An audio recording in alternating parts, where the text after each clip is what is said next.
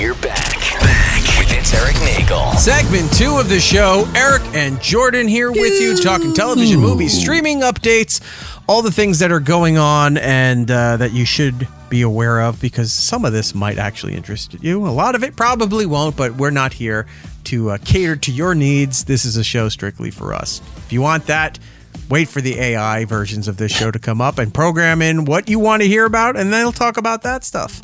Yep. But feel free to send us the super chats for the AI and Jordan's Lego habits.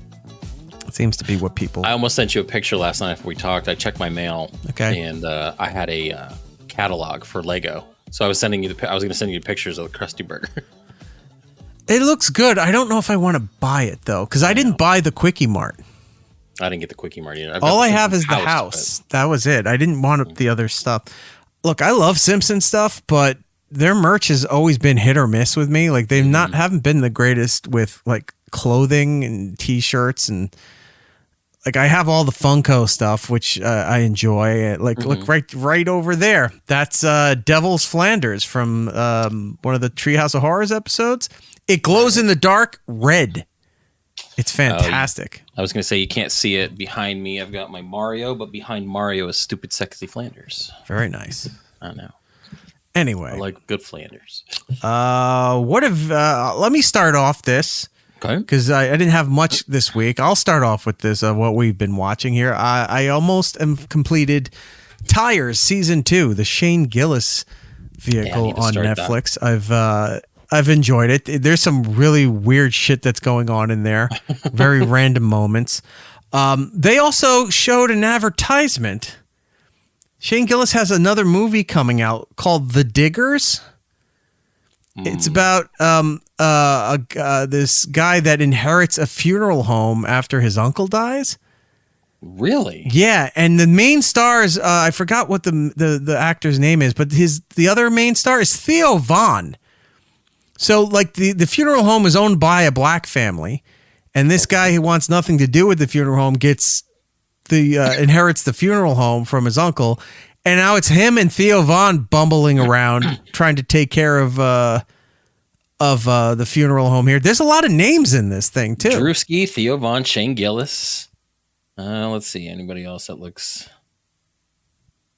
Dan Gregory. Yeah, I mean, that's crazy. Yeah, I had never heard of this. Yeah, it just came out. I think Shane Gillis just put out the trailer today or yesterday for it. So that one looks pretty good. And then there was another trailer that showed up out of nowhere called The Pickup. And Andrew Dice Clay's in it. He's not the lead, but he's got a prominent character in there. Oh, I'll see it. Yeah, so I'm looking forward to that. But yeah, I watched Tires Season 2, and I've been playing this game called The Moral Dilemma on Steam. I got to the point where I'm almost done with everything I possibly can. Now I have to buy the DLC to unlock the rest of it. Okay. So, fairly cheap. What's this about? What's this game about? Like, what do you do? You get out of an elevator, you walk down a hallway, you're waiting for a meeting with this guy. So you're dealing with stuff in the room. You're kind of hallucinating a little bit. The printer starts talking to you out of nowhere. Interesting. The receptionist is talking to you about some weird things, and then you go into this interview. The guy's talking to you. You're going through all these things, and you're dealing with scenarios of more. You're solving puzzles, and then you're dealing with things that are moral dilemmas, and you got to pick and choose what you want to do. Oh, the interview is for, okay. I want to buy it. It's free. And is it free? Wait, it's free, but the DLCs you got to pay for. $5 DLC, but yeah, the game itself, The Moral Dilemma, the interview is free to play. I don't think it was free when I got it, but sucks. It is now. But yeah, it's a lot of fun. A lot of hidden achievements. Like you got to play this thing over and over. Like there's a time machine that brings you back, so you're on a weird loop. And the receptionist goes, "Didn't you just walk in there? Aren't you? Or do you have a twin brother?" And he's like, and you just lie to her. You said, "No, it must be a glitch on your end." Yeah. You wait, a glitch? You just like. There's a lot of. Depending what you do in the fighting, it's a lot of fun. You got to go back several times and unlock other things, discover other things. I've figured out ways to piss off the guy who's interviewing you. What? Some kind of bug flew in here. You saw that, right? I saw it. I was like, well, let's see if he notices it. I wasn't hallucinating. Okay. I think I got it. Yeah, so you're going through all these puzzles, these challenges. It feels like the dialogue and the setting feels almost like Aperture Labs in Portal. And it's like the things that you're being asked to do is almost like Cave Johnson. I love Cave Johnson. I love Cave Johnson. One of my favorite video game characters that you never see ever. Like he's not there, but his voice is. So yeah, I really have been enjoying this game. I'm going to get the DLC to try to finish it up. And then I'm buying the Stanley Principle. I like the Stanley Principle. The Ultimate Deluxe Edition. It's $25. So I'm going to buy that game too. I've been enjoying these puzzle games. I still have those horror puzzle games too, like the Cabin Factory, the doll one where you're scanning dolls. The Quarantine Zone, the demo version is out right now. Okay. Where you're scanning, you're in a like a post-apocalyptic area. You're in a military camp and you're letting people come in. You have to scan them for like cuts, bites, look at their eyes. Do they have like hepatitis? Do they have this? Is this something from like, and you got to figure out, do they go into quarantine? Are they clear to pass through? Or do you send them to liquidation? And you can go up, she's got to be liquidated. And she goes out there and it's like, oh, where are we going? Right over here. Oh, is this going to help me? It sure is. And then you hear all of a sudden on the top of the screen, $900 for killing the infected. Nice. So, yeah, look up the Quarantine Zone. The demo version's there. I think the full version comes out September. I'm not 100% sure. And then the new Phasmophobia update, and it's a big update. This month, right? Is coming on June 24th. Yeah. So that's going to be fun. So, yeah, I've been playing a lot of games besides video editing and all that stuff, trying to catch up on TV and movies and things. I bought my movie tickets for Fantastic Four. Okay. I'm still on the fence if I'm going to buy Superman. I don't know why, but I'm going to see it. I mean, like I said last night, I find the character to be boring. This latest trailer I did watch, and I thought it looked bad. Like I thought the trailer looked bad. Like there was a part where Superman's punching this guy in midair, and it looked like the worst looking CGI I've ever seen. And I'm like, how are you putting this product out? So, I mean, I'm going to see it. I mean, I'll take that. I'm with you. I found Superman boring. Oh, like I like the first Superman with Christopher Reeves. Maybe even the second one, because I grew up, it was on HBO all the time, or Showtime, whatever, when I was a kid. I liked it, and they're fine. It's fine. You can even go back. It's boring. It's very boring and long to watch the old one, but there's still a nostalgic feeling, and it's something like, this isn't bad. Like you like this. Every Superman movie since, even the one that was in the 90s, you were just Brandon like, Routh, wasn't terrible, but I was just like, I don't care about Superman. It just, I don't know what about that character doesn't appeal to me. I could see why Batman was the big draw for DC, even though they use Superman as the face of the company. Like Marvel uses Spider-Man for the face of their company. You get why Spider-Man's face of the company. Everybody loves Spider-Man. Not everyone likes Superman. No one gives a shit about Superman. So I'm trying to figure out if I'm going to buy the tickets or not. I don't like. Honestly, I don't think you're going to walk into a place midday like you usually do and not find a seat. Like you're going to be able to do it. Oh yeah. So buying them in advance, honestly, unless you just want everything to be seamless and easy and you order your food ahead and do all that stuff, you're not going to need to do it. Like I don't think these are going to sell out. None of these are going to sell out. Like we've lost the summer movie bit. Like it's because Thunderbolts, we all liked Thunderbolts. We had a great time with Thunderbolts. I enjoyed it. Great way to get back in it. It's a failure. It's a box office failure. It did not make enough money. So they're calling it a failure. Everyone loved it. Everyone had high praise about it. We both enjoyed it. Rob enjoyed it. Like everyone I've talked to that has seen this movie said it was a great Marvel movie, and it did poorly. So I just think we're done having these big blockbusters that sell out, and you need to rush out to get tickets. Like every time you've always, you and Rob are like, "Oh, we got our tickets early," and I'm sitting there going, "I'll see it. I'll walk in. I won't have an issue." Like, good on you guys for buying them early. I don't ever see a point to doing that. Long gone are those days. I do it. I don't casually go to the movies anymore. It's not like, what am I going to do? I'll go see a movie this weekend. I don't have that in me anymore to care about There that. hasn't been anything to draw you to do that. Any movie that I do want to see, I buy the ticket in advance. Like as soon as they say, hey, tickets are available now, it doesn't come out for a month.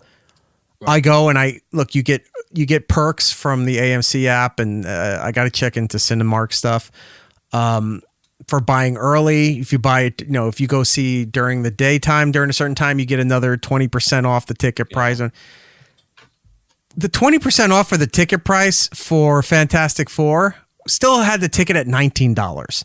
Ooh. That's rough. Yeah, it sucks to go to a movie, and I don't care. Well, that's how the theaters make money. Fuck them. I don't care. See, the thing is, the theaters don't make money off the tickets. Theaters make money. They make it off the concession and all the other nonsense that they put in here. Like, I want to bring this up here. Did you see the reveal of the Superman merchandise? No. At the movie theaters? Everyone's got a bucket for something now. Yeah. Well, on the app currently, you have the bucket for Karate Kid. There's one for, let me see if I can find it. I've seen mock-ups. I don't know if they're actually true of the ones for Fantastic Four. It's just a giant head of Galactus, which I thought was kind of neat looking. Yeah, it's $80. But yeah, they're getting ridiculously expensive. It becomes full toys on toys because the eyes light up. It does something. Mm-hmm. I just want to eat popcorn. $80 for the Galactus giant popcorn holder. Yep. So here's the ones they currently have right now. They have the Dragon Tamer popcorn bucket for How to Train Your Dragon. I guess so. That Disney Pixar movie that's coming out, Elio. Yeah, I've heard nothing of this movie. So they have a Karate Kid collectibles one. Mission Impossible. It's the briefcase thing. Okay. And the drink has binoculars on the top of the weird. cup. Yeah, it's so dumb. They're just now doing a couple of things made sense when they started doing the popcorn buckets. Mm-hmm. Over there somewhere, I have the giant coin cube from the Super Mario Brothers movie. Mm-hmm. Made sense. Like cool. It was metal. It's all this. I was like, oh, I'll do that. And then I think the first real big one, even before that got a lot of attention, was that 20-sided die from the Dungeons and Dragons movie. I think that got the ball rolling with these customized that. Look, we've got right there. You have Slimer. It too. The Slimer popcorn bucket for Ghostbusters Frozen Empire. Mm-hmm. Right there. That was a big deal. Like certain things made sense for it. Now they're just trust me. I almost dropped $45 plus shipping from Alamo to get the Jaws shark. You should have. And I'm just like, I know, and it's sold out now. But like, I'm just like, I don't need it. I've got 50th anniversary. I've got so much merch coming from Jaws. I don't need but you should bucket. Like, because that's different. That's something that like that's the thing you love, and that's the thing that you collect. I'm sure it'll come back. Like if the Simpsons movie came out now and they had, I don't know what they had. If they had Senor Extrapolapocatl, the big statue that was in their basement for Mr. Burns, that I would pay the $30 to $50, something like that, to get the thing here. But then all of a sudden, Jaws is here. Here is Jaws. He is a shark without a cause. He was in a movie. You should watch it. It's called Jaws. Jaws is here. Here is Jaws. He is a shark who fights the law. He was in a movie that everyone saw. Can't interrupt that drop ever. No. Ever. Frankie Johnson saying, I have the Jaws 4K Steelbook on order. I actually have it on order as well. I know a couple years ago when they did 4K, they had the Steelbook. I'm going to get something. You talk. And it was fine. It was a cool cover. And then they started doing Jaws 2, Jaws 3, and Jaws 4, but with a completely different design. So now that this Jaws is coming out, it's a design that matches that. I had to sink money into it. So I'm getting all four. I'm getting Jaws 1 again. So since I have the code, most likely if any one of you weirdos out in the world on one of these shows, once I get it, I'll pass that code along to you guys in some way, shape, or form. But yeah, the Jaws popcorn bucket looked cool. I didn't bite on it, no pun. Most likely, if they come out again, I'll grab it. But yeah, I've got all kinds of Jaws merch. I've got Jaws Funkos coming in the next couple weeks. I got to mount this up. I got the license plate from Jaws that they pulled out of the shark's mouth. That was a different shark. Yeah, so I'm big on that kind of stuff. Like I love Damn Jaws, it, Jordan! Star Wars. I love all that stuff. Can't have that damn Kittner boy spilling out all over the dock. That boy had it coming. What you got there? What you got there? I didn't dust it. It was on a bookshelf. This is extremely rare. Ooh. This was a San Diego Comic-Con exclusive. 2015. The bloody version of Jaws eating Quint. Oh, that's so cool. Right there. Yeah, you can't really see it. This is when Funko still had the reaction line. Right. Can you see that? Oh, that is so cool. Yeah. That's awesome. Yeah, I've got the Funko Quint eating, the shark eating Quint in Funko form. I've got the board game. I've got a couple of the loose Funko sharks. I actually didn't like the Funko Jaws. It looked stupid. I've got a few of them. There's a new one coming out that I have ordered that's blue that has like the shimmer marks where it looks like it's underwater. I've got a new version of Quint coming. I've got a few of them. I mounted. I got the Lego Orca right above me up there on a shelf. Yeah, no, Jaws is probably one of my, other than Star Wars, probably my favorite movie. I wouldn't say franchise. Those other three movies sucked, but I still own them because I got the collection. But, all right, we got to walk this back a little bit and then move forward. So the reason why we're talking about all this is the popcorn buckets for Superman. Look at the merchandise they're putting out for the movie here. Ooh, that's so much stuff. Yeah, that's way too much stuff. So AMC's got, I don't even know what this thing is. The cup looks stupid. It looks like a mail. Oh, the AMC, it looks like the old newspaper. It's a newspaper vending machine? Okay. The Alamo has the bucket with a lid with this. It looks like it's Superman's torso. Look at Regal. That looks like some kind. I think that was the. I don't know. It looks like that part in the trailer where he's trying to break out of a prison. Is that a popcorn bucket, or is that just how they're branding getting you popcorn? I think that's the bucket. That's so weird looking. Yeah, it's ridiculous. I'm actually kind of almost upset that they're just pushing crypto, not the actual currency, but the dog crypto. I've seen people online. It's mostly women, but they're saying I'm so, they're all excited for the crypto stuff. Yeah, people are stupid. They are stupid. Superman's stupid enough. You don't need to go to his dog. Get as a dog. You can see what Regal's got here: decorative cups, bucket, like a dog bucket for. They got dog bowls for crypto. They got a plushy logo, plushy dog, whatever. Here, Dairy Queen is doing Superman cake batter cookie dough blizzard. I saw that a couple weeks ago. Who cares? So it's blue and red, big deal. And then look, the fudge stripes. Yeah, they're doing the fudge stripes like they did with the Harry Potter ones. Cinemark's got dog bowls for popcorn, which could you look, it's bad enough trying to be an adult doing this kid shit, buying buckets and all this stuff. Right. Now it's in there eating out of a a crypto dog bowl. Dog bowl. You deserve to have that smacked into your face and then beaten to death with the dog bowl. Now you might want to clip this later, but I am actually agreeing with Frankie Bronson here. He says the newspaper popcorn is actually kind of cool, especially since they're like a relic, like a telephone booth. I can get behind that. That's actually really cool.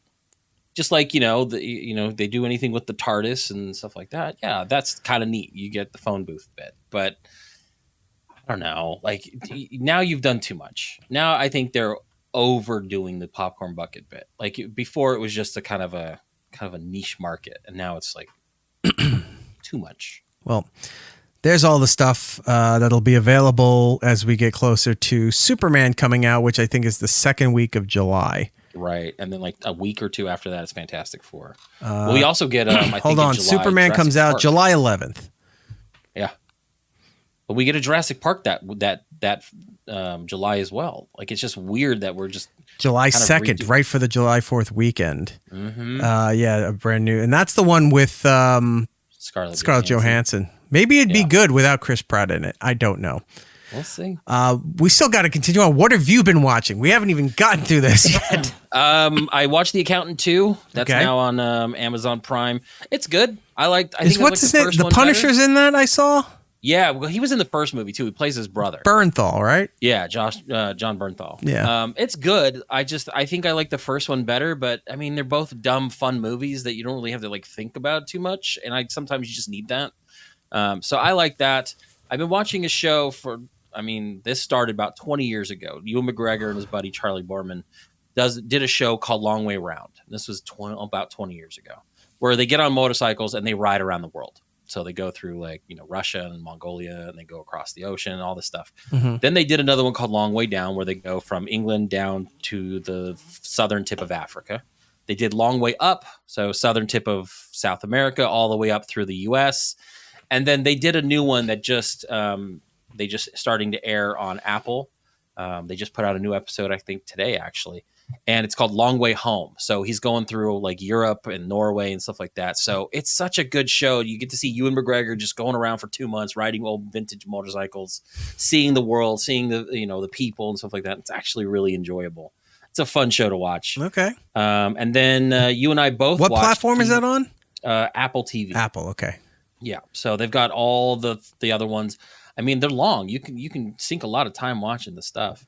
And then you and I both watched Pee Wee Ass Himself over on HBO Max. That's the documentary. That was really entertaining. Like that, I liked the first half, I think, more because I think I lived through a lot of the second half where they talk about him doing Pee Wee's Playhouse and the issues in Florida with the him jerking off in a theater and his rise to coming back away from that.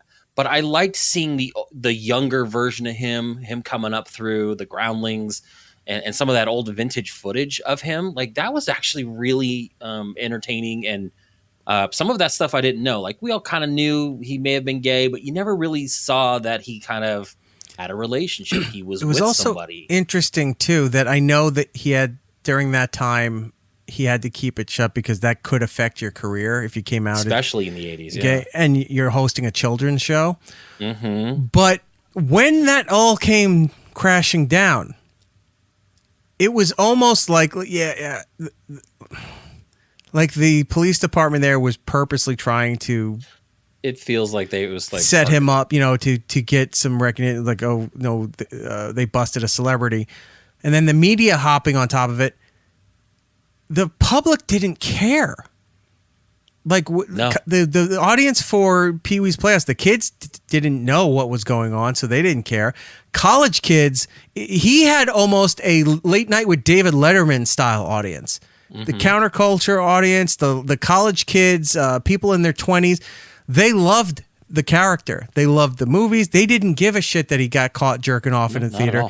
So when he showed up at the MTV Awards, which was his first public appearance as Pee Wee since then, it was a standing ovation. Oh, yeah. And he couldn't even get his line out. He had to wait for it to calm down before the infamous "heard any good jokes lately." You heard any good jokes? And that's the exact way to handle it. It's self-deprecating, but admitting he leaned into it. It was good. Lean into it. And since that point, it showed nobody fucking cared.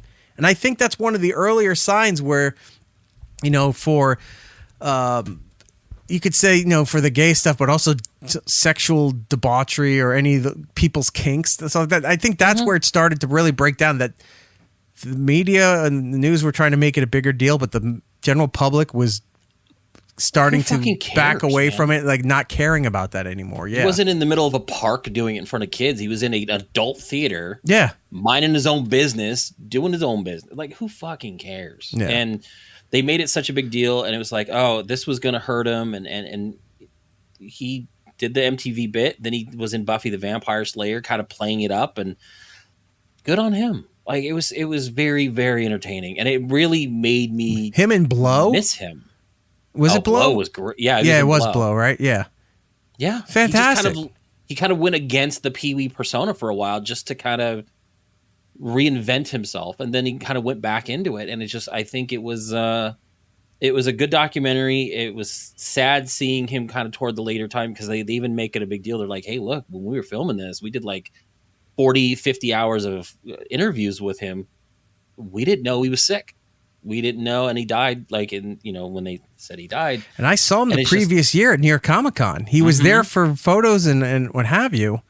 Yeah, and it made me miss him more. And I was like, oh, I want my kids to watch Pee-wee's Playhouse. I don't know if it'll land well with them like it did with us growing up, but I love Pee-wee's Big Adventure. I mean, I don't like as much, the Pee-wee's Big Top Pee-wee, but it's still fun. Right. Like, it was still a fun movie.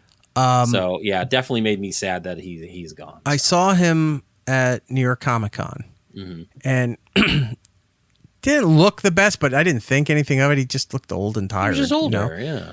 So I wanted to. I talked to his handler for all this stuff, and I went over and shook his hand, and I tried to get him for when the Broadway show was going on, and for like either my stuff or O&A or whatever, we couldn't get him. But I talked to his handler and I said, look, big fan of all this stuff. I was at the Broadway show. I'm in the Broadway show. You can see me in there. And I wanted to do an interview and stuff. And he didn't want to do the interview. And he's like, I'm sorry. He's like, I just don't really feel like doing the interview. Now I know it's because he was run down from cancer. I had no idea. Yeah. So it was a little disappointing that he didn't want to do the interview, but he didn't he wanted to sign my thing. He didn't charge me for it, which was great because I so I had one. I have a bunch of I know I sent you one of the playbills. You sent me, I think, to a couple. I have like 2 of them. Yeah. Right. So like right there. Yeah, so cool. And he signed it from Cherry too. Like that.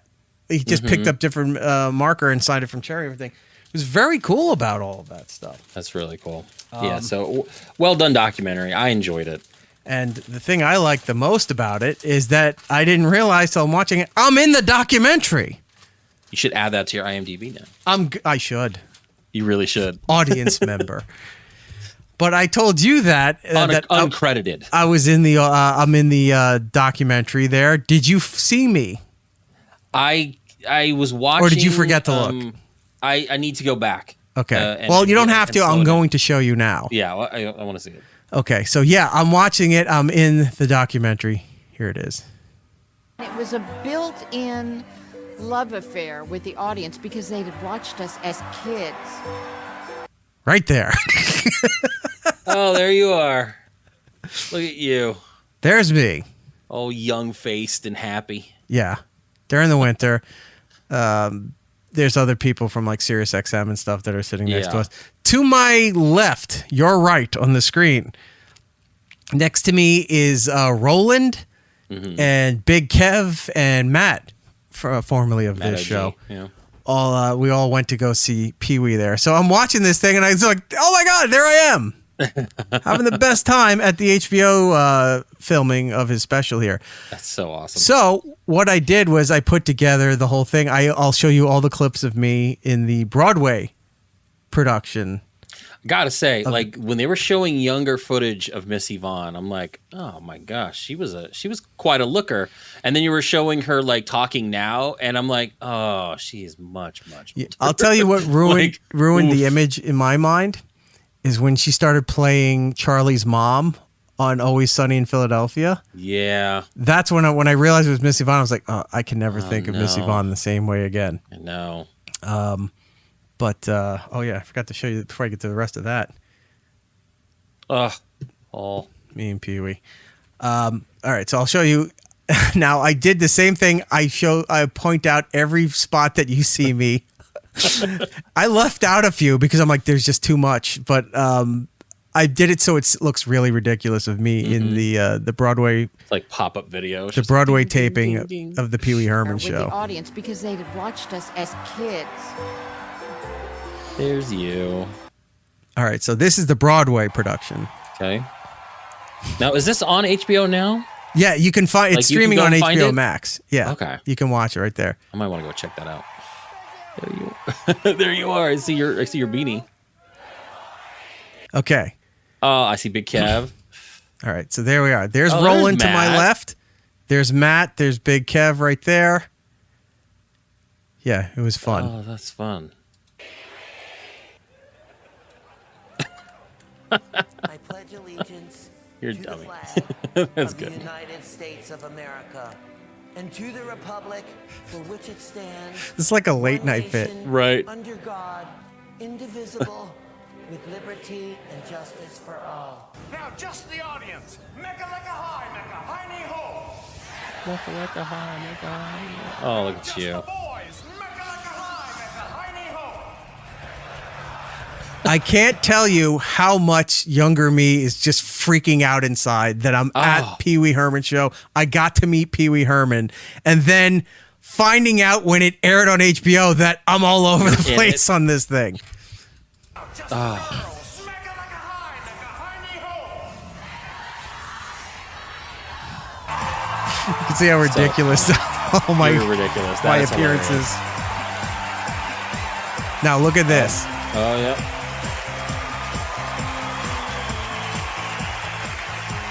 So that part I That's left in fun. there to show you.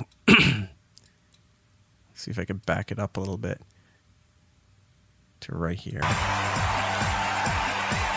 Okay, that ring Yep. that he's taking off his hand, he threw that into the audience. I'm the one that caught the ring Of course. You because here it is. That's hilarious. This ring that's on his finger that he threw out into the audience is right here. And when we get that Jurassic Park DNA stuff, you can get whatever's I'll on be that able ring. to bring. I'm sure his Clone family Pee-wee could too, back. but Or most of the patrons at the now see, it was going into somebody else's hand, and it just bounces, and I went because it went right. It bounced off somebody's out, came right in front of me. I went like that, and they're all looking around, and I just went whatever. Oh. And then when everybody settled down, everyone's leaving out. I was just like, "Hey, Kev, I got the ring." like fucking Gollum. So Like, there it is, Pee Wee's ring. Good for you. So That is pretty good. but yeah, look what else it came with. So this was my ticket from HBO. Mm-hmm.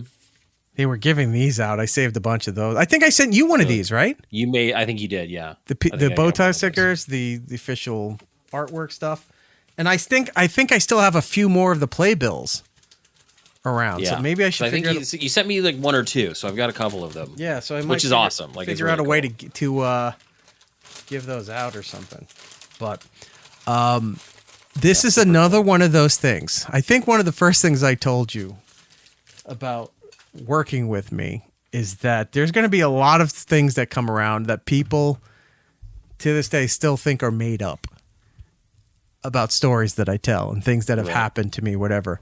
They're not. There's no need to make up this shit because it happened. It's ridiculous. I don't believe half the shit that I tell people anyway, but it's a fact. That special, you would say, oh, I'm in the audience. I'm on television throughout most of the special. Every time they show the audience, there's a close up of me or whatever of me. But then part of the main prop from the whole story was the ring, and he threw that out to the audience. I have the ring. No, you don't.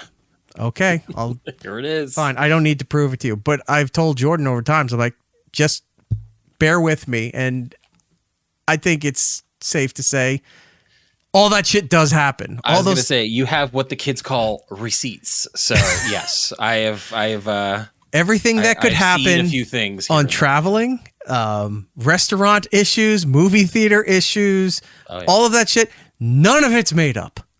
It's all that. And what the kids would say, a bag of chips. So, yeah, once that came together, once that all was, I was putting that whole video package together and I went, oh my God, I forgot I have the ring. That's really funny. I had to go into the vault and find this because, look, airtight, protected. Yep. It's really cool though. So anyway, So yeah, Pee Wee as himself on the documentary HBO Max. on HBO Max, Super good. the Broadway show, the Pee Wee Herman show on Broadway, also on HBO Max. Pee Wee's Big Adventure on HBO Max. Pee Wee's You know what you can't Playhouse is on HBO Max.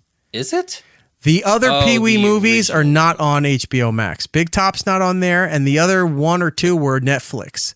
Well, they had a Christmas special that they show in the documentary that was like in 1988, 89. I can't find that anywhere. That was one with Cher and a bunch of people. Little Richard was in that one. And then they Little Richard. He's ice skating, right? Yeah. And because it was like like I said, it was a Christmas special. And then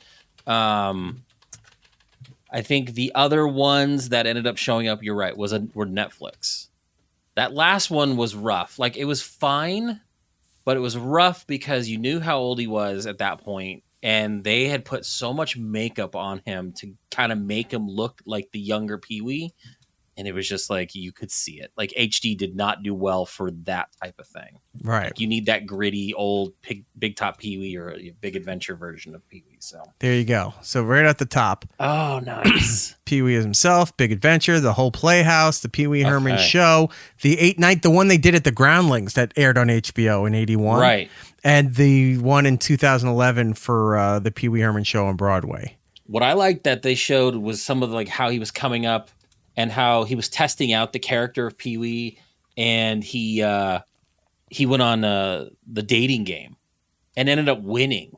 Like, the girl picked him as Pee-wee, and this is before that character had blown up. So like, she wouldn't have known who that was unless she'd been to maybe one of the Groundling shows. So like, it was interesting to see, like I said, a lot of that older footage of him like in college and younger and stuff like that. So it was a good documentary. It was sad. Like, I was sad that he's gone. Yeah. But yeah, I think I'm gonna have the kids watch Pee-wee's Playhouse and see if they like it, because some of it was like, when they were showing some of the footage of it, I had forgotten Natasha Lyonne was in it as a young kid. And like, I loved Cowboy Carl because it was all just, Lawrence Fishburne with a Jerry curl. So like, it was so good.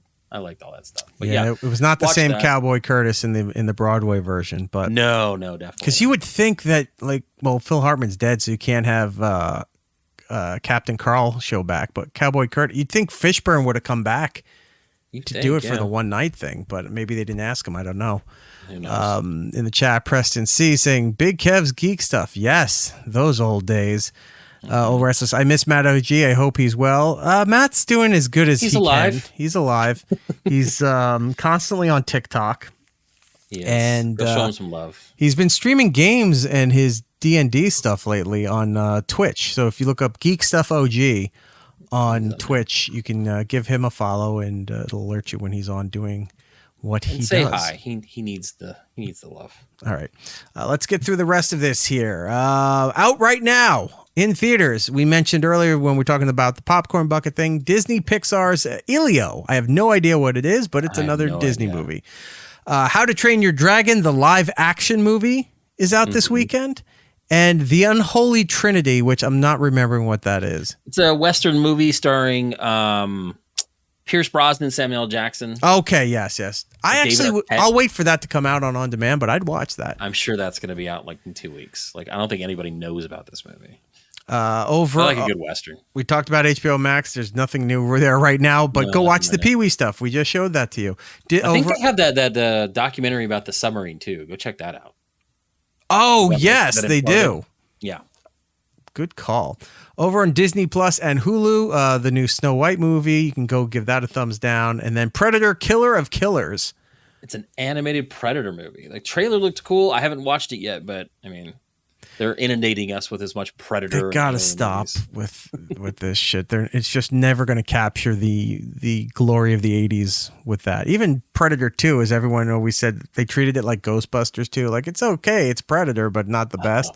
No, Predator 2 is great. Predators 2, that's the one where they go through time, right? The Predator 2 is where they're in L.A. Danny Glover. What's the one where they go through time and they get the musket or the revolver or something? Well, at the end of the movie, he shows the revolver because they've been collecting through time. And then the Prey movie is the one that was back in the like 1800s. And they're saying that that's where that one Predator got that one, the pistol. So they're trying to link them all together. All right. Predator 2 is the one in LA. Well, animated series Gary Busey available on Hulu, and you do that through Disney Plus now. Over on Netflix, Becoming Led Zeppelin, that's overrated. Fubar season 2, I still don't remember what Fubar Arnold is. Schwarzenegger, him and his daughter are spies. Yeah, I never watched the first one. I never watched the first one either. but he's still And then doing it. Somebody Feed Phil, which is actually interesting. I love that show. I am very excited about it. Me and the kids watch it. Like, he's very entertaining. So yeah, season 8's coming out Wednesday, June 18th. I know like Giddles worked on season like 4. So it was fun, like pointing like season in the credits. I was like, oh, I know that guy. Yep. The kids are like, oh, you're cool. I was like, not really. So Yeah, because I forgot about that. We had him on to promote. right. Yeah. So I think that's Phil on our Rosendahl, YouTube channel. He's fun. He's a fun, Very fun nice kid for guy. Those kinds of things. Yeah, he's like one of those genuinely like nice guys. And that's too. a Wednesday release. It's not like a Tuesday or a Friday release. So that's Wednesday, the 18th of next week. Mm-hmm.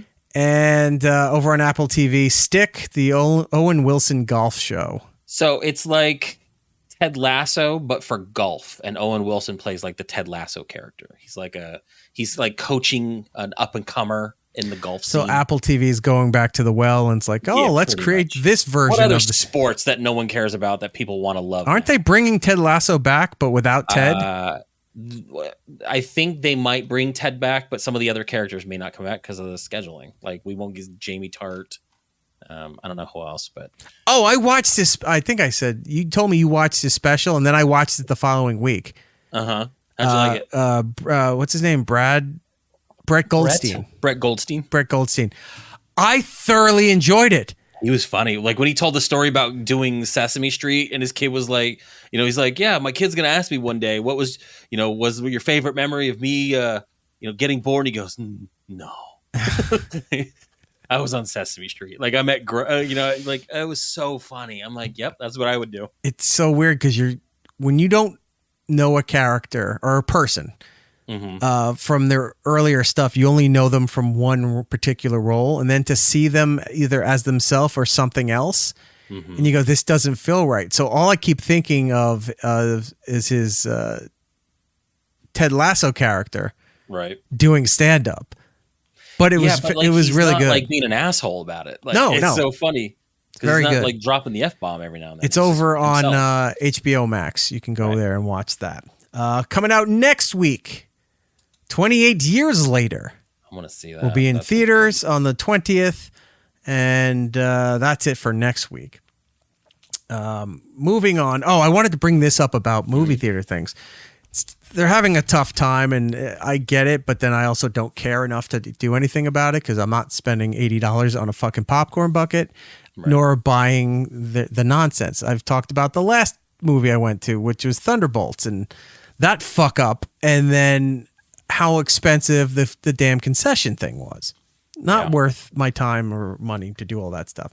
Well, they're grasping at straws, and this actually might be a smart move. They're re-releasing old movies into the theater to fill in the gaps for where new stuff isn't coming out. So this is just from AMC. Let me tell you what they have coming out. Okay. Indiana Jones and the Last Crusade. Now, that one is actually not just them doing it. Apparently, they're re-releasing that as like I think on Monday, the 16th. They're doing it like as like a Fathom event. Like all theaters are going to be carrying Last Crusade for some reason, like an anniversary thing. Right. Which I would go see that. So for sure. I kind of would too, but it's also Father's Day weekend, so I don't. Yeah, I mean, if I can get away to do that. But Indiana Jones: The Last Crusade is out on June 15th. June 27th, Minions: The Rise of Gru, which is great because kids during the summer, if there's nothing out there, they'll go to watch that. Clueless, the 30th anniversary version, is coming out on June 29th. On July 4th, Despicable Me 4, so they're going into the Minions well for a lot of this. On July 5th, this is Spinal Tap 40th Anniversary Edition. Jeez. July 11th, Kung Fu Panda 4. Is that the Jack Black? Yeah. All right. I've never seen any of those, but they're popular if they did 4 of them, I guess. This one's interesting. July 13th, 50th Anniversary Edition of One Flew Over the Cuckoo's Nest. Who's going to go see that in the theater? Like older people. Maybe. That seems like a weird choice to re-release in the theaters. Maybe older people. I'm not saying it's bad. No, it's a fantastic movie. It's just maybe older people want shit to do during the summer, you know? Maybe get him out of the sun. July 19th, My Neighbor Totoro. I've never seen this, but I know of it because I think it was like Hot Topic used to have all this merchandise for that movie. Oh yeah, the Miyazaki movies with all that are huge. Yeah, so I know of it. It's the cat with an umbrella, right? Yeah, it's a fantastic movie. Never seen it. And then on July 25th, because this is where the list ended, we'll see what August is going to be providing in the theaters. But July 25th, the original Shrek is going back into theaters. I like Shrek. So this is a thing. It's like, let's bring old movies back into the theaters to hopefully people will come and see it. Right. Maybe it works, maybe it doesn't. I don't know. But if you did an old, like if you did consecutive weekends of like old 80s movies, like if you did the Indiana Jones stuff, you did both 48 Hours, another 48 Hours, Beverly Hills Cop. I'd go see Beverly Hills. Like, there's a lot of movies I grew up watching in the 80s that I don't think, like, when they do these things do them in the theater, I want to go see them because we were too young to see them in the theater. Right. A lot of our viewing was on like HBO or whatever weekend movie or things like that. I've never seen a Beverly Hills Cop movie in the movie theater. That would Like, be, I would actually probably go see that. yeah, see those. Stakeout, is that the movie? Oh, with Dreyfuss and God, who else was in that? Is that the one with Rosie O'Donnell? As Rosie O'Donnell was in the No, second that's not the movie I'm thinking of then.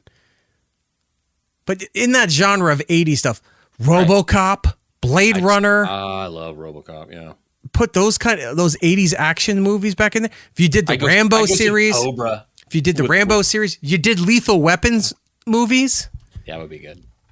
I'd go see that shit. Like that might make me go to the movies to watch that I think stuff. the theaters usually around here in July, they always run Jaws. I go see that every year. And it's like $5. Go see it in the movie theater. I'll go see Jaws. It's like for 4th of July weekend every time. Hell, if they put Godfather in the movie theater, I think I'd go see that.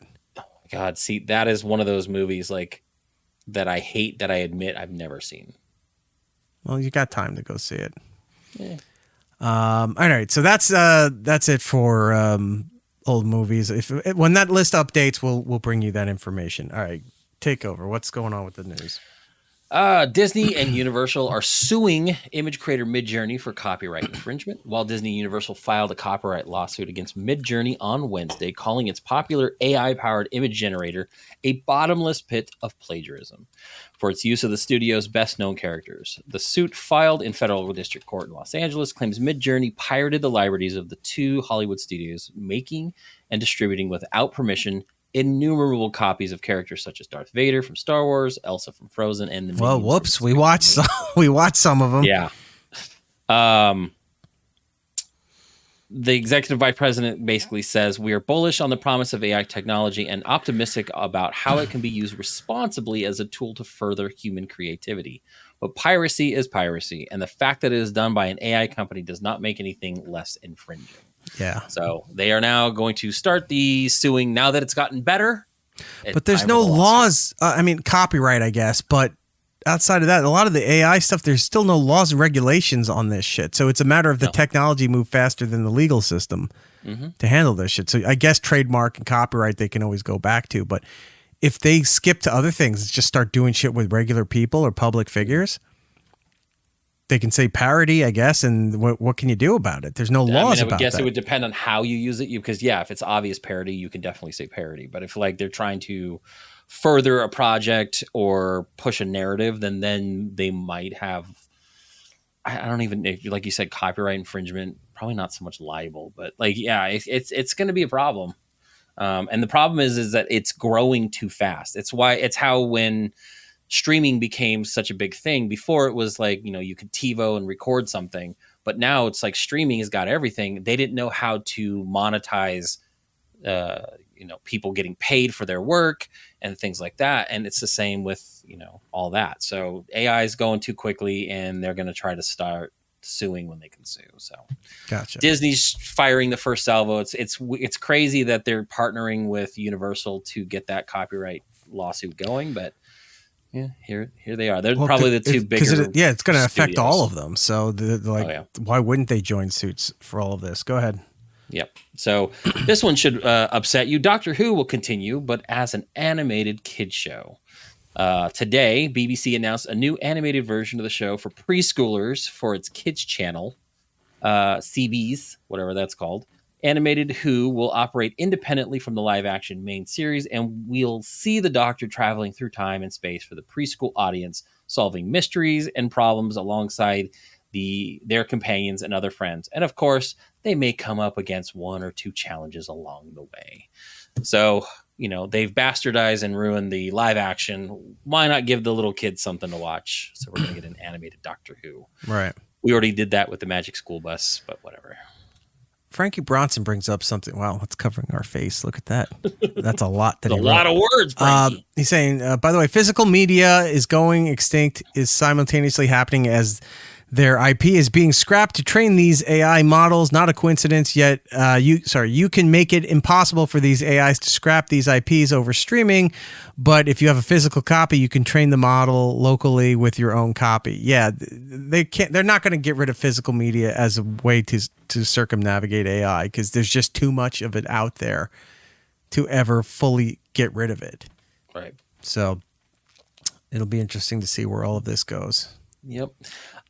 So other than celebrating my daughter's birthday this past Tuesday, another big milestone just happened. Do you know what happened 18 years ago this week? The vernal equinox? That's right. Vernal equinox. No, the Sopranos ended. You know what I mean, vernal equinox?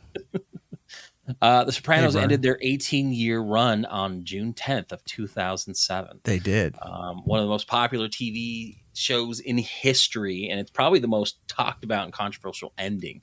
Like Godfather, I don't think I ever watched a lot of The Sopranos. I would catch things here and there. Everyone watched the ending, and everyone was like, that was it? Like, it was huge. Yeah, that people talked about that for months. The restaurant Holston's, the restaurant for the final scene is maybe 10 minutes away from me. If you go over there, the booth that they shot this all in has a sign and a plaque thing, just like they did in Katz's Deli for When Harry Met Sally. Mm-hmm. They have a thing up there that's for, this was the booth, for the final episode of The Sopranos. That for a while they had that booth like a velvet thing around it that you couldn't sit in that booth.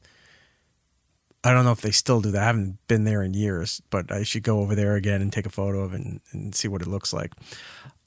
Now, while talking about this, usually people would play the infamous clip of him playing. No, they're in the restaurant. He ordered for the table. You got the onion rings. Don't Stop Believing by Journey's playing. Everyone's doing that. So I went to go find and look for some other unique Sopranos style stuff that could be related to the show, but are not actually anything to do with the finale of it. Just something to celebrate The Sopranos. I found a couple of things. Okay. Let me show you the first thing here. Tell me what you think. Surely mistaken if you think me or my cousin had anything to do with any of this shit. He was spotted 3 blocks away. By Mickey Farrell. You gonna believe some drunken Irish fucking prick, drunken Irish fucking prick, drunken Irish fucking prick, drunken Irish fucking prick, drunken Irish fucking prick, drunken Irish fucking prick, drunken Irish fucking prick, drunken Irish fucking prick.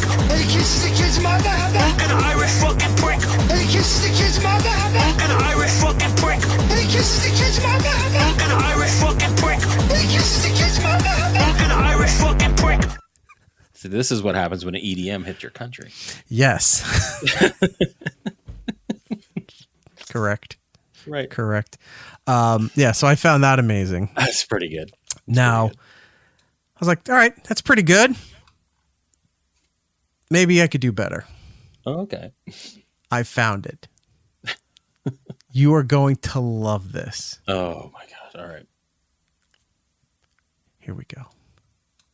So here I am, eating cab, hooligan, lying to my kids and their friends, with that and I'm a garbage man. Try to eat. That's so good. I want that version when I play Tony Hawk now. So I found this guy.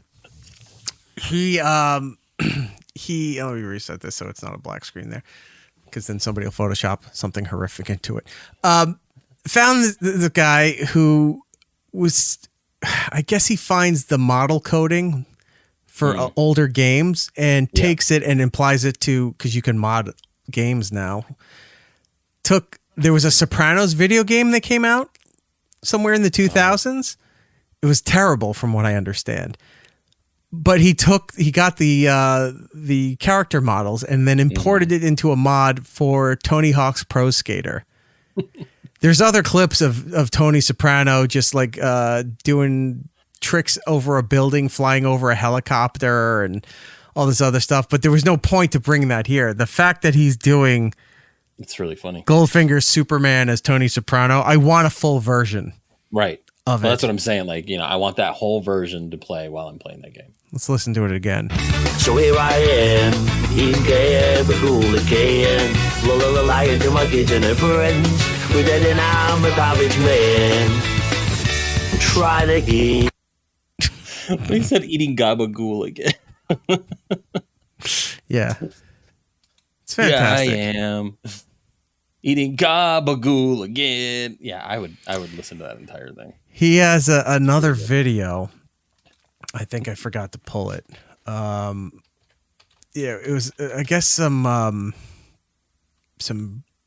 European rapper singer. He modeled a song after them, and it's about Tony Soprano being out in Caldwell, New Jersey. It's like, I'll see if I can find it real quick. Go to the next story, and then I'll bring it up to you. Oh, that's so funny. All right, let me bring that up.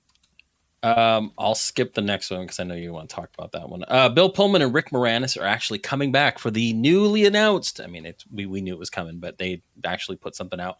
Spaceballs, the sequel. Keke Palmer and Lewis Pullman are also set to play a part in the movies. Bill Pullman and Rick Moranis are set to reprise their respective roles as Lone Star and Dark Helmet in the new Spaceballs movie from Amazon MGM Studios. Keke Palmer is joining the cast along with Lewis Pullman. Amazon declined to comment. The character details for Palmer are under wraps as the sequel's plot. Also newly aboard is Pullman's son. The addition of Moranis, though, is particularly striking as the actor hasn't been seen much on screen for decades. Like, I think after his wife died, he actually stopped acting to go take care of his kids and raise his children. But they announced this morning, Mel Brooks put out a video, which was actually really funny. If you guys want to go out and look for that, they were talking about how many sequels have been made of different franchises since Spaceballs came out. And it was like 38 Marvel movies, like all these things. It was very funny. But they announced that they're doing it. And at 98 years old, Mel Brooks is going to be reprising his role as Yogurt, which is wild. It's supposed to release in theaters in 2027. They have not disclosed what it's going to be about yet, but they said that the script is a non-prequel, non-reboot sequel part 2, but the reboot elements franchise expansion film. Sure. I'm in. This is, and he's like 100, right? 98. 98. You know. This is going to be the last thing that his name's going to be associated with, his amazing body of work. And it's like, remember when he tried to make the Spaceballs sequel 40 years too late? Mm-hmm. When I was a kid, I heard that the sequel to Spaceballs was supposed to be called Spaceballs 3: The Search for 2. And that the movie that would have been hilarious. The whole movie starts and they get about a quarter of the way into the movie and they have no idea what's going on or why things are happening. And then they're starting to realize, like, wait, why doesn't this make any sense? What happened in the last movie? Second part. Yeah, and it's like they find out they're like in the third movie, and they're like, well, what happened in the sequel? And they don't know. So now we're searching to find the sequel in order for the third movie to make any sense.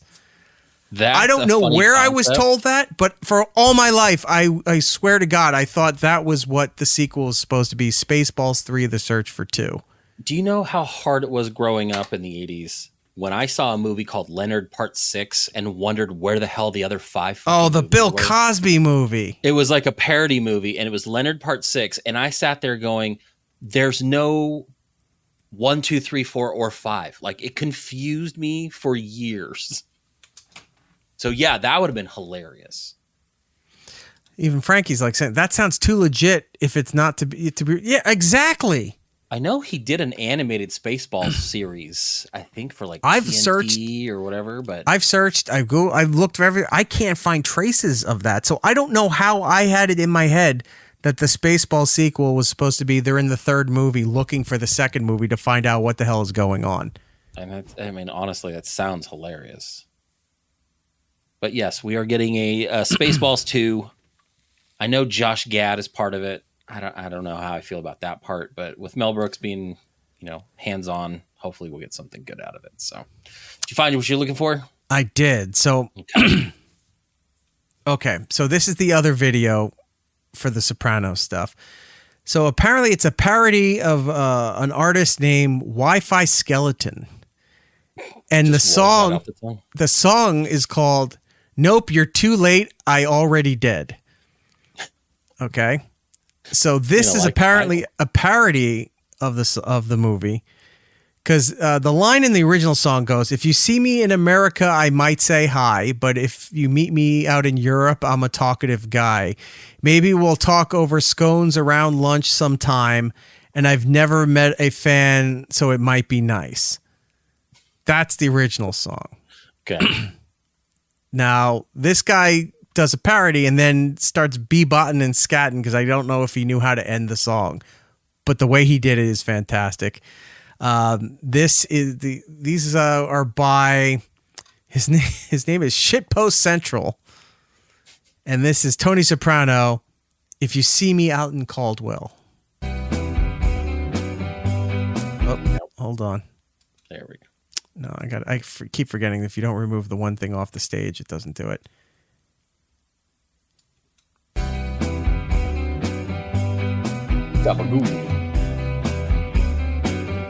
If you see me out in Caldwell, say hi. But if you're red, Satrielli's, I'm a talkative guy. Maybe we'll eat, get a go for lunch sometime. And then hit the bed of bagel, cheat on my wife. MLB is a fucking bill, I cannot lie. She got the better sips and those fattest stops. Oh my, oh, skip it, ding down, oh, skip it, ding down, ding, oh, skip it, bum, ding, dum, oh, bottle to the barrel, to the bank.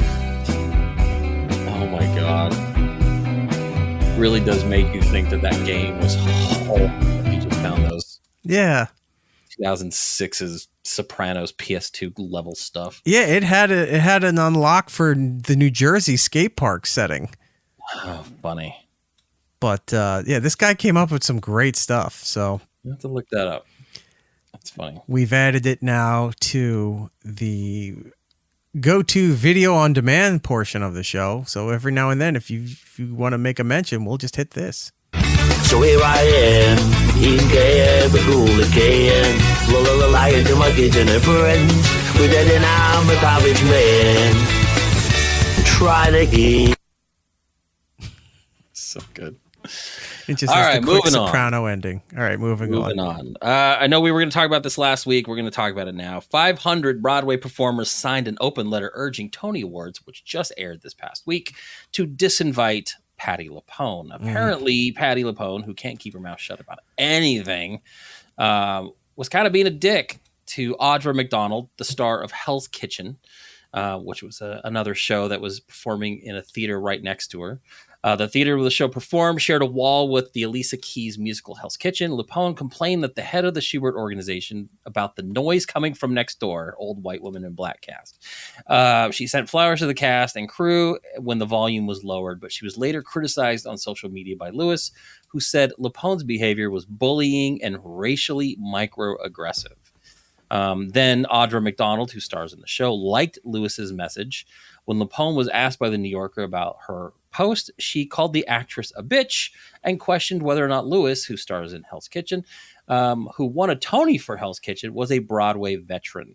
Following the open letters publication, LuPone apologized for her comments, writing in a statement, "I'm deeply sorry for the words I used, particularly about Keisha Lewis, which were demeaning and disrespectful. I regret my flippant and emotional responses during this interview, which were inappropriate flippant, and I am devastated, just devastated by my behavior, has offended others, and has run counter to what we hold dear in this community.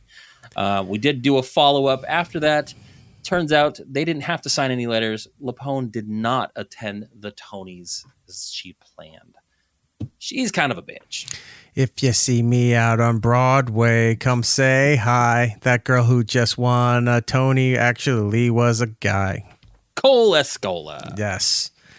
Yeah, I had a problem where I knew of the name but never thought twice about Patti LuPone until the purple carpet, the red carpet for Agatha All Along. Right. That they had, and they interviewed her, and they were talking about how much research did she put into the character. None. Did she go back and check out any of the old Agatha Harkness storylines, comic books, whatever? No. Right. And was being in this role interest you in doing more Marvel stuff or watching any of the Marvel stuff? And like, she couldn't say enough things about how she did not give a fuck about Marvel on this carpet here, and it was pissing me off. It's like, you're still on their dime. I understand if you don't want to go any further with it, that's fine. You're not publicly saying I don't care about Marvel or their products or everything when you're starring in one of their shows and you're at the premiere on the red carpet to talk about this. Just make up shit. You go, yeah, I'll check it out. That's all you have to say. She said, I have no interest in looking at anything else with Marvel. It's like, you're being paid.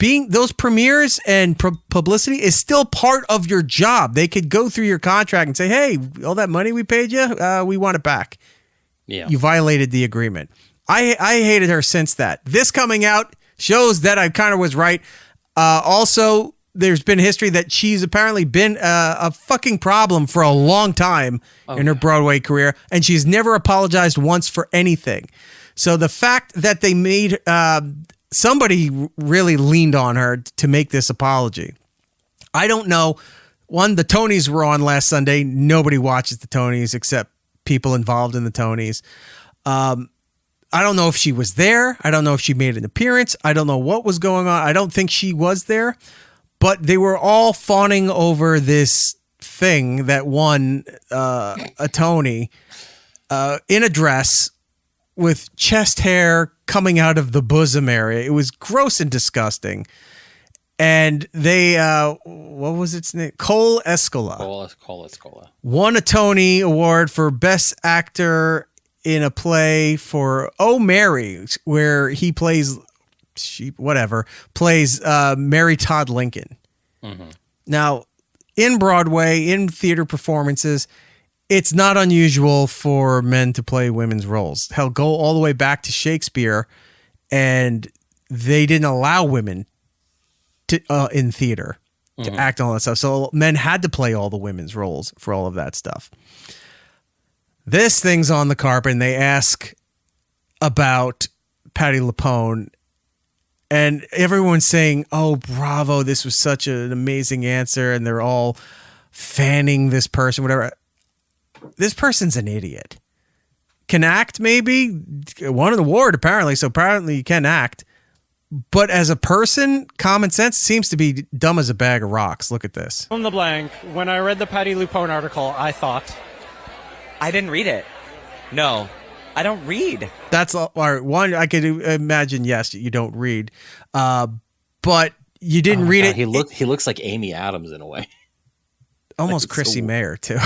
Yeah, right. But yeah. Of course they read it.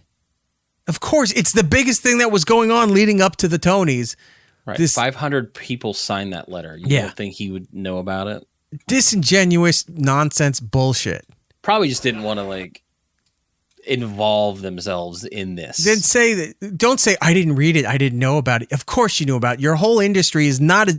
Everyone thinks Broadway is this major international conglomerate thing. It's not. It's a very small community. It's an elite community, but it's a very small community. The world does not know Broadway like they would the Oscars or the Grammys or the Emmys, that kind of thing. I didn't read it. No, I don't read. You don't have time to read? I think it should be left up to the states to decide. That quote there, people are like, oh, fantastic, bravo, this person's amazing. That's stupid. That doesn't even make any sense.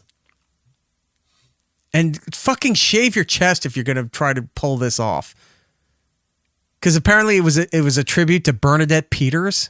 Mm-hmm. It was like, I think her dress when she won back in the 90s. Here it is talking about it. I'm wearing custom Wiederhoft, inspired by Bernadette Peters' 1999 Tony Awards gown, which was actually a costume from the show Annie Get Your Gun. She performed, and then she was waiting in the wings, and she found out she won, and she accepted her Tony in the costume. And that's what this look is inspired by. This is Laura Keane, who was I don't the care about the rest of that. It's just nauseating, that chest hair. And I was, every time I saw a clip of this person, I was getting nauseous.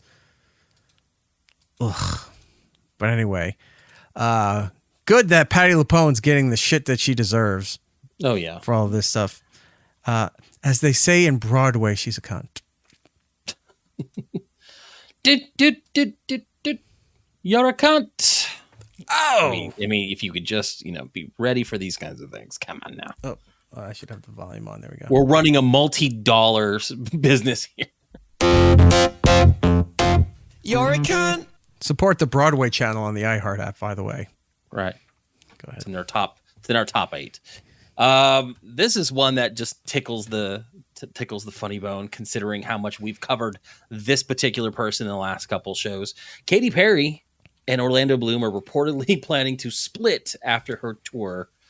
Apparently, their relationship is Did not you as see good the as- reasons why? I don't know if it's in here. So I'll tell you because I looked it up. How about you tell me? No, you tell me what you got first, and I'll fill in the blanks. Katy Perry and Orlando Bloom reportedly plan to break up after the fireworks singer finishes her current Lifetimes tour later this year. A source is saying that it's over. They're all waiting till the tour is over before they split. Other insiders are claiming that Perry and Bloom are going through a rough patch and are spending more and more time away from one another. They've been spending more and more time apart. Another source says they've grown apart and aren't living the same lives anymore. Mm-hmm. Although Bloom has allegedly been keeping his and Perry's relationship problems close to the vest, he has been seen out and about more often without his wife.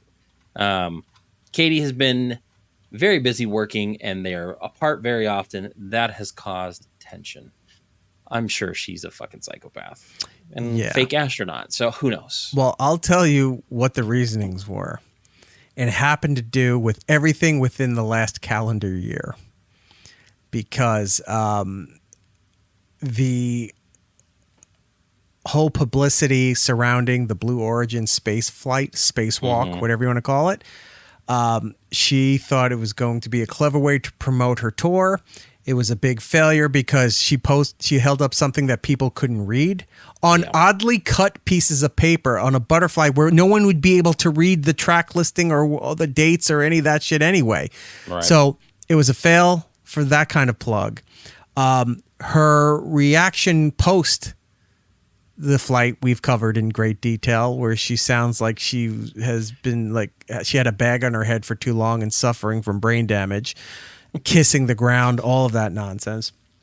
That happened. Before that, or was it after that? When was the space? It was earlier this year. Before that, going back into September, her new album came out and tanked. Oh, it's bad. Yeah, it tanked horribly. It wasn't charting in some countries. It was that bad. And she was starting to have a fucking breakdown as to what happened, why radio was not playing any of the songs that they were giving out as singles for it. I can't even tell you a song. I know a bunch of her songs off of other albums. Don't know one off this new album because nobody was playing it. And I'm not even saying radio because radio is kind of ancient as hell too. But like you would get any of your streaming services would have every week new release playlist of all different genres or the hit so far of your current year. It's not anywhere. They're not promoting that song. So she was having breakdowns from the album failing. She was having breakdowns for being publicly trashed and humiliated because of how she acted during the space flight. Then, as we covered in great detail, the video is available on our YouTube channel. Go look. We got the first look at her tour from that opening date in Mexico. and she was running around like what's his name, daughter in Taken, when the pony showed up. Oh God, I remember that. Yeah. Yeah, she was running around like one of them, and it was people just constantly. That was one of our biggest videos this year. Was the footage that we got from the tour. So they keep saying it's been causing her stress. It's been causing her anxiety, and she's probably fucking sick of her. He's been dealing probably behind the scenes with this nonsense before all this stuff was coming out. He probably had to deal with this as she was going through the process of recording the video and recording the album, making the videos, getting the tour ready, doing the space thing. Every time he's probably sitting at home going like this, oh, Jesus Christ. People coming around tying his names like, your wife's in the news for acting like a dingbat here in Mexico. Yeah, I know. It's not a good look. They've been because he was out there promoting that album when it was about to come out too, and people he was like, she's working hard. I'm proud of this just as much. Blah blah blah. And then like for it to fail as much as it did, and then for her to go through all this backlash, and then the tour looks like it's terrible. Like, why would you want to be associated with that? Yeah. And I'm sure she's probably freaking out about it, being the diva that she is. So it's probably putting so much stress and shit on their marriage. Yeah, of course they're going to get divorced. Yeah, she's a nut. It's nonsense. So, insiders have claimed that tension between Perry and Bloom's relationship started when the pop stars poorly received 143. I didn't even know the album 143 was released back in September to poor reviews and even worse sales. Even though the Pirates of the Caribbean actor was said to be understanding of Perry's frustration, the situation reportedly still caused friction between the pair. Fast forward to the Blue Origins debacle, where Katie was. I'm not going to read the rest of that because we just reiterated that. Skipping forward, Katie was deeply frustrated following the reception of her new album and the negative response to the Blue Origin fight. It made her very stressed. Orlando was still understanding, but it has caused some tension. She was also disappointed in some of the tour reviews, and it was also putting stress on their relationship. She's losing her mind because everyone's telling her, you are stupid. You don't know what you're doing. Everything you're putting out now is turning to shit. Well, she's probably been surrounded by people telling her how great she is, how everything she does is awesome. Her albums are great. Her music is great. She could do whatever she wants. She's an empowered woman. She's all this and that. And she's failing at everything that she's been doing over the last year. Before that, and you filled me on this, she was being sued in that lawsuit about kicking those nuns out of that house that she was trying to buy.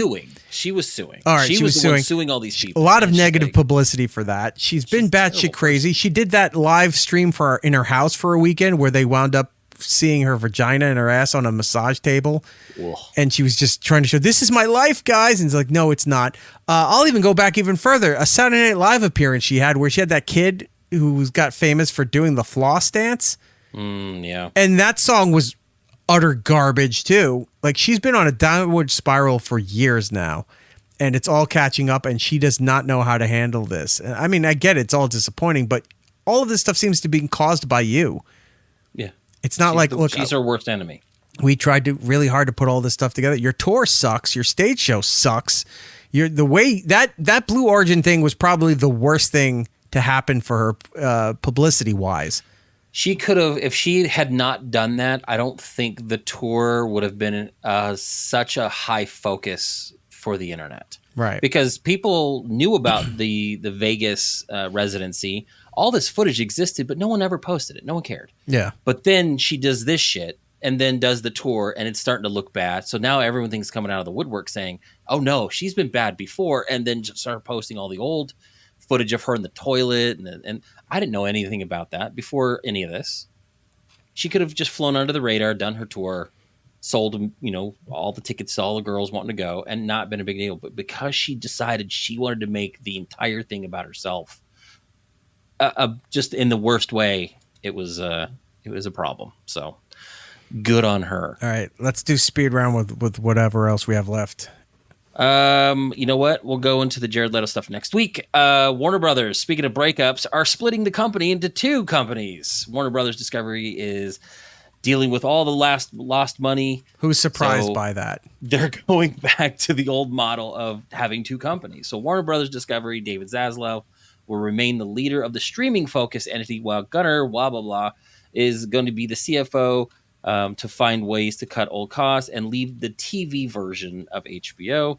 Separation is expected to be completed by mid-2026, subject to closing and other conditions. The bulk of the current company debt, nearly $38 billion, and it's all going to be assigned to the TV version of the company. So they're doing what a lot of companies do. They're going to divest, put all the debt onto the one thing. They'll probably shutter completely the TV entity and the physical, write that debt off, and the streaming will look like it's making money. So we'll see that. Mark that down. That's what's going to happen. Let's see. Legend of Zelda movie has been delayed to make the film as good as it can be. It's been delayed about a month, according to a post from Shigeru Miyamoto. For production reasons, we are going to change the release date of the live-action film of The Legend of Zelda to May 7th, 2027. It will be some weeks later than the release timing we originally announced, and we will take the extra time to make the film as good as it can be. Thank you for your patience. I gotta say, some of the minor outrage over who they cast for Princess Zelda. It's not official, but yeah, I've seen some. It doesn't bother me, that casting. No, I'm 100% behind it. That guy looks exactly like the Hunter princess. Schafer looks 100% perfect for that role. Go ahead. I'm fine with it. So yeah, they're moving it back. They announced it 2 years ago. Miyamoto says he's been working on it for many years now, and that it will take time until its completion. So a couple more months, but otherwise still the same year. Xbox handheld console finally revealed after a decade of speculation. This past week, they've announced a bunch of new stuff with the new Gears of War game coming out, the remaster that's coming out in August. They did some season, 17 or 16 announcements for a new season for Sea of Thieves, something that'll get us both back probably playing. The big news, though, was that Microsoft finally revealed its highly anticipated handheld console. The Rogue Xbox Ally will let gamers access their Game Pass subscription library on the go. In effect, meaning members will start off with hundreds of games, which is actually pretty big for a handheld. It's being made with partnership with Asus, which has been making handheld gaming devices. Don't fuck with the Asus. And will be released at the end of 2025. If they were smart, they would get John Turturro to come back. Don't make with the Asus. Don't fuck with the Asus. Speculation with Microsoft making a handheld has been widespread over the last decade, with the company starting and scrapping various efforts over the years. The new handheld comes in two flavors. I hate when they say that shit. The Rogue Xbox Ally and the Rogue Xbox Ally X. Let me guess, it'll be $900. Probably. Both handhelds allow players to play natively, which means you can download it onto the system via the cloud or remotely with their Xbox console in another room. The two versions share a 7-inch screen, 1080p resolution. Base version comes with 16 gigabytes. It's a lot of stuff. The big part of this is that it's based off the Microsoft platform, which means it can natively run computer games. That's big because, you know, the Steam Deck works off of the Steam library. You have to do a lot. No, it's steampunk. Finagling. It runs off of Steam. It's all Steam and based. coal That's power. Why I haven't played as often. It's all so much smoke coming out. That'd be so great if that's what it was. It was a steampunk thing. It's running off of it's just all copper and shit. Old-fashioned train engineering. Inside, you pop it open. It's just gears like a giant clock. That would be great. Yeah, the problem with the Steam Deck is it does run off of Linux, which means it's running just the Steam library. So to do other stuff, you have to kind of know what you're doing. It's not meant to do other things. It's very specific to run that. Right. Well, that's the problem. And then I've heard people say that it's that the fans can run loud on it. On the older versions, yes. Mine doesn't run that loud, so it's actually not bad. The good thing about this handheld is that it runs off Windows, which means you got the Game Pass, you got the PC Game Pass, but you can also run the Epic Store, which opens up all the Epic games. It also opens up Steam because you can run Steam using this, which also means now it runs everything Steam gets. the big thing that people were freaking out about is that PC Sony games are on Steam, like God of War, Uncharted. Those are all available on Steam because they're PC ports, which means now you can play some PlayStation games on the Xbox. So everyone's freaking out about it. I think it's, I told you I found this those. Is the new version of I told you I found those. There was some games I used to love playing on the Wii that you can't get anymore that are available on Steam. That Epic Mickey series. Yeah. 1 and 2. Well, they just did a remaster of that. Yeah, I just got them.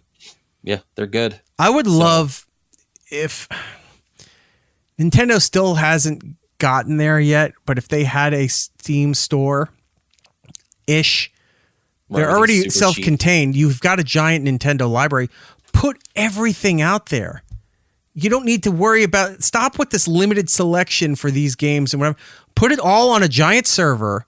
You're not streaming these games. You don't need the server space and the internet shit for it. Let people buy it, download it, and you could resell your whole library 1,000,000 times over. Yeah. No, I know. And they've been putting out things, like you said, piecemeal, very small. How many times have I bought Bubble Bobble and Ice Break? No, I'm kidding. Go ahead. Oh, I love Bubble Bobble. I know. It's a fun game. But yeah, so they've been doing that. Which leads me to the next thing and the last thing we'll cover tonight. Wait, before you go, the Microsoft handheld thing, do you think that's the new direction they go? Because obviously PC is where everybody is with their stuff. Do you think they start moving away from consoles like that and just going the handheld route? I think Microsoft has been kind of shying away from maybe doing another big console release for a couple years now. So what they've done is that they've focused a lot of their business model on the cloud. They bought a cloud farm called Azure a couple years back to try to do cloud streaming, and they put that out there so you can stream to your PC and do all this stuff. They've now started doing, I think, some Samsung or LG TVs have Xbox stuff built into the TV, so you can stream to that. All you have to do is just Bluetooth connect an Xbox controller, and you can have the Xbox Game Pass on a TV without actually having an Xbox. So I think this is just their next step to just kind of divert the way Sega did. Sega stopped making consoles and strictly just did Sega games. You might see them do these big games and releases, but you may not see a traditional console release. I'd be happy with a handheld thing that could open up like Steam, like you have Steam Deck, but or just... I know it's not ideal for everybody, but the gaming on the PC is just so much better. Yeah.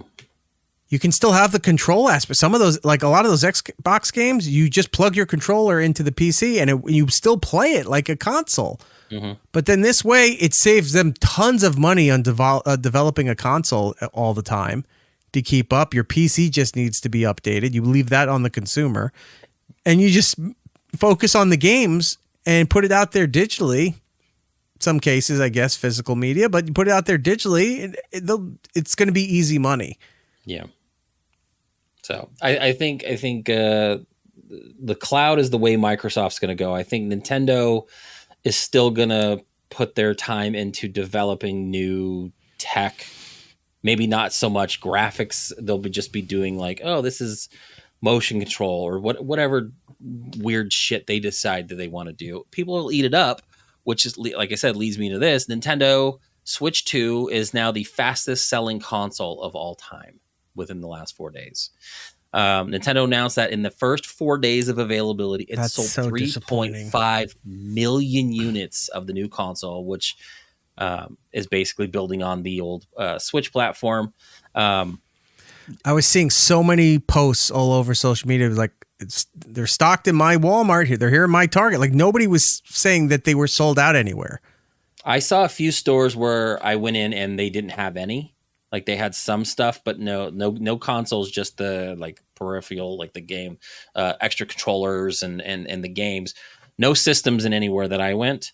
But you're finding that you can probably get them online now, like Target.com, Best Buy, things like that. But in the first 4 days, it sold 3.5 million, and it is now the third best-selling console of all time, trailing just a few million units behind. Actually, no, the original Switch was the third best-selling.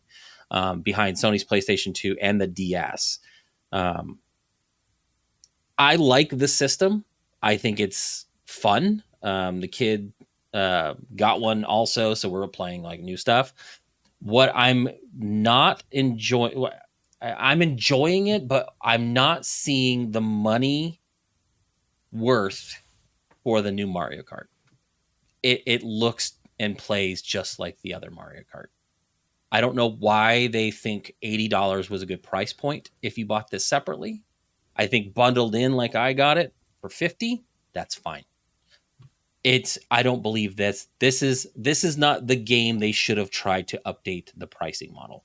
Do that for maybe a Legend of Zelda or another 3D Mario game or something like that. Mario Kart, where it feels like just like the last one, it's not an $80 game. Like, I'm having fun, but it's not $80 worth. Frank Bronson saying, yeah, hard to change that formula. All the download codes for games and day one internet patches to run the system. Mm-hmm. Yeah, that's every console and that's everything. I know that it's going to be losing money from their console division because it's like, we make money off the consoles and we make money off the games, but eventually it'll get to the point where people aren't going to want to spend the money on the consoles. They'll buy the games for $80, but they're not going to spend $500, $600 on the consoles anymore, and then still have to buy the games for $80, and then all the accessories are $30 and higher. It's just too much shit. No, I got the system for my kid. She's not getting any new games right now. She's just playing her old stuff, but on a bigger screen, a little bit faster processor. It's not as slow, and eventually maybe we'll get something. They do have a cool feature that I was trying with the kids before I gave her system, was you could do what's called game share. So I was playing Mario Wonder, and you can stream it to another Switch. So you have to have the Switch 2. You can stream it to the Switch 1 and allow like one of my kids to be the second player without them having to have the actual game. So I'm like, how far away do you have to be from the controller? We're sitting on the couch. So I've never tested the distance. What's the connection? Is it a Bluetooth connection? I think it's either Wi-Fi or Bluetooth, but it ran fine. There was no hiccups. I mean, it stuttered to start, but after we started playing, we were all playing. We were playing Mario Wonder, and then we were playing the Super Mario Brothers, and then the Bowser's Fury. You could do that one. Yeah, and it was completely fine. And we were all running around, all three of us, all chaos. It was fun. I could see that being a very good feature for maybe a household like mine. I mean, I got two now, but like originally I was only going to have one. But when you have two kids wanting to play certain games and you can do that feature, that's a great deal. That is a great way to have that. I'd like to see that expanded to other things, maybe like a Mario Kart or whatever. But for now, I mean, some of that stuff is really cool. Like I said, I'm enjoying the system. I know a lot of people are kind of shitting on certain aspects of it. Some people are hating it. My thing is, whatever brings you happiness with what you get, be happy with what you get. Don't listen to other people. I'm having a good time with it. Maybe the $80 price point for games might be a little high, but I think everyone's going to go that way eventually. It's not just Nintendo. Okay. So, all right. With that being said, we do need to get out of here. Another long show, but again, broken up into pieces. If you're going to watch it on YouTube, segments 1 and 2 are now separated, and also for the podcast version of it are separated 1 and 2. People seem to be enjoying that better than having it all. And I get it. You don't want a 3-hour chunk of stuff. If you can break it down. DX. People like that better. All right. We got to get out of here. We got to do the plugs. So Jordan, as always, our nation's eyes turn to you. X, Instagram, Facebook, whatever you want to find me on. Jinxed Ronan is what my handle is. You can get me on Twitch, Jinxed Ronan 79. Is anyone engaging in that blue sky? I have to engage in that blue sky. I haven't gone on there. I know I haven't signed up. I've seen, to go in there real quick, I've seen so many people that have announced their exit for leaving Twitter, X over the years. Even Instagram. Like they're leaving there to go to blue sky. You go and follow those people over there, they have nowhere near the following that they had on Instagram or X, Twitter. They're all on there just constantly yelling into the ether with little to zero engagement. Right. At all. It's the same thing on Threads. Like they go and they scream and crazy. It's like this is the how it should be. No one responds. There's no likes. There's nothing. Whatever floats your boat. Back to your plug. Anyway, come check me out on any of those platforms. If you have an Amazon subscription and you want to subscribe to our show in Twitch using your free subscription, please go over to Twitch. It's Eric Nagel. Use your subscription to get a free month. You have to do it at a time, but it doesn't cost you anything extra. It helps the show out, and we'd appreciate it. All right. Very good. For me and the show, it's Eric Nagel across the board on all the social medias. If you're listening on the iHeartRadio app, thank you very much for doing so. You're in elite company, I guess, if you're doing it that way. But we do remind you, if you do use the app to listen to the show, either live or on podcasting, do us a kindness, go over there, put us in the first position on the presets. It does help out the show with the company. If you're on Apple and Spotify, any of those places, you can go over there and do us a kindness, leave us a positive review. It does help out the program. You can join us live each and every week as we do this show in our live rooms on Twitch and on YouTube, all under It's Eric Nagel. And if you just want to watch it whenever you want to watch it, or look back for old stuff, clips, any of that stuff, all available on our YouTube channel at It's Eric Nagel. All right, that's it. We've gotten everything. Everything we need. We're tired. We're hungry. We may not be back next week. We'll see how the rest of this night unfurls. Thought it was going to be all about the riots, but it turned out Israel had other plans. They're like, not so fast. Let's start a bit of a skirmish in the Middle East. Arizona trying to take everybody else's business? Arizona, your fucking move. Yeah, we'll see you next week. We'll see how you do it. Until the next time, everybody. Be excellent to each other. And we'll be seeing you. It's Eric Nagel. Our prime sponsor is now our prime suspect. Ooh, that's good. That will make a great last line for an episode. Alas, we're out of time. Follow It's Eric Nagel on social media platforms. For ways to watch and listen to the show, or join us for the live shows, head over to itsericnagel.com. Yo, and remember to tell two friends so they can tell two friends, and they can tell two friends, they can tell two friends, they can tell two friends. You get the idea. Keep it real, homies.